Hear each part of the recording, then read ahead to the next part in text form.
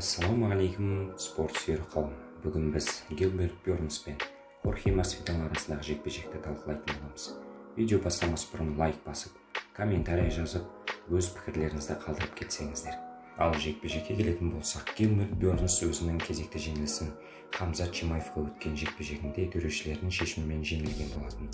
Содан кейін Нил Мэгниге қарсы жекпе-жегінде сабмишнмен жеңіске жетті. Хорхе Масвидалға келетін болсақ, ол өзінің екі кездесуін Камару Усманға жеңілген болатын. Бірін төрешілердің шешімімен, екіншісін нокаутқа ұшырады. Ал үшінші жеңілісін ол Колби Ковингтонға өткен жекпе-жегінде төрешілердің шешімімен жеңілді. Қазіргі таңда Хорхе Масвидал үш жеңіліспен өзінің карьерасын жалғастыруда. Дегенмен, ол егерде Гилберт Бёрнсқа жеңілетін болса, өзінің спорттық карьерасын аяқтаймын деп айтқан болатын. Бірақ бұның қаншалықты шын екенін ойдан кейін көретін боламыз. Сіздер қалай ойлайсыздар?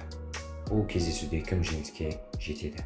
Менің ойымша Гилберт Бёрнс бұл кездесуде Хорхе Масвидалды жеңеді деген сенімдемін. Бірақ бұл аралас жекпе-жек болғандықтан әр секунд, әр минут маңызды. Сондықтан бәрі өзгеріп кетуі мүмкін. Өз ойларыңызды жазып, комментарийға қалдырып кетіңіздер. Сау-саламатта болыңыздар.